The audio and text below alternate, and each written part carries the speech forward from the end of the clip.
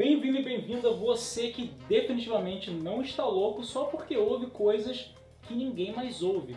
Eu sou o Lucas Tardan e hoje eu vou falar de um conto de Edgar Allan Poe chamado de O Coração Denunciador, que muita gente acha que é sobre o sentimento de culpa, mas que eu acho que é sobre a defesa da sanidade.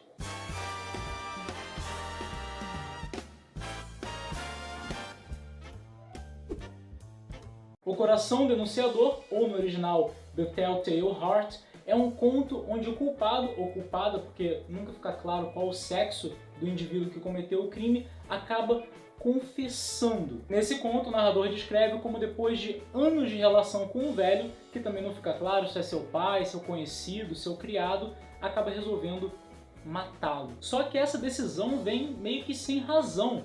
Não tem nenhuma desavença, eles nunca tiveram qualquer briga, na verdade ele até gosta muito do velho, e a única coisa que ele consegue identificar como sendo algo que o incomoda é um dos olhos desse velho que parece um olho morto quando olha para ele, por causa da catarata. E você já deve ter notado que tudo isso que eu falei até agora está um tanto quanto vago, e isso vai ficar ainda mais aparente quando você começar a comparar com a precisão com a qual o narrador descreve o procedimento para matar o velho. Porque ele é absurdamente meticuloso. Ele repete o plano todas as noites, entrando no quarto só por uma fresta, para ver se ele consegue fazer tudo sem acordar a sua vítima. Sobre toda essa precisão, você guarda essa informação para o final, porque ela é importante. Então, finalmente chega a noite onde ele mata o velho. E como exatamente eu não vou dizer para não estragar a sua experiência quando você for ler o conto, mas eu preciso dizer que é de uma forma que se torna um crime perfeito. Até que eventualmente dois policiais chegam na casa e o narrador está tão tranquilo com a perfeição do seu crime que ele os recebe sem nenhuma preocupação.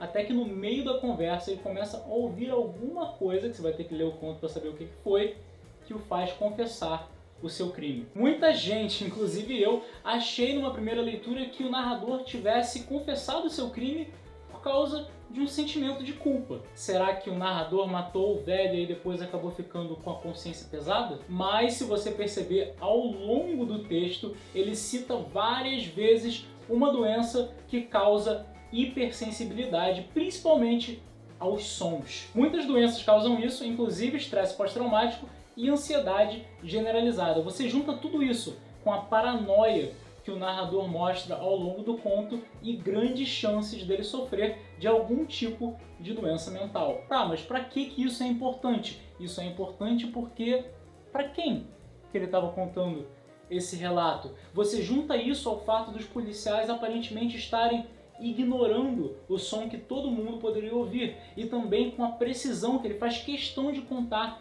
todo o seu procedimento para matar o velho. O que o narrador estava tentando fazer era provar que ele não era maluco. É como se ele estivesse falando: um maluco nunca seria capaz de fazer tudo isso com tamanha organização. E os policiais só fingiam que não estavam ouvindo o mesmo barulho que eu, porque eles já sabiam do meu crime e queriam que eu confessasse. E eu preciso ter tido uma razão para o crime. Então o olho, foi o olho. O olho daquele velho que me incomodava e por isso eu resolvi matá-lo. Então, no final das contas, o narrador não estava tentando defender a sua inocência, seja ao escrivão, policial ou psiquiatra. O que ele estava tentando fazer era provar que ele não era maluco. The Telltale Heart foi publicado pela primeira vez em 1843 num periódico e é até hoje um dos contos mais famosos de Edgar Allan Poe. Tem esse canal do YouTube chamado Epic Rap Battles of History. São batalhas épicas de rap da história.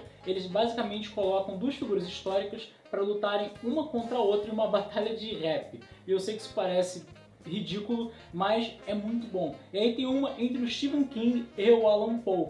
E foi lá a primeira vez que eu escutei falar sobre Telltale Heart. Veja, se você tiver algum conhecimento de inglês, porque elas são muito boas e os dados históricos são surpreendentemente exatos.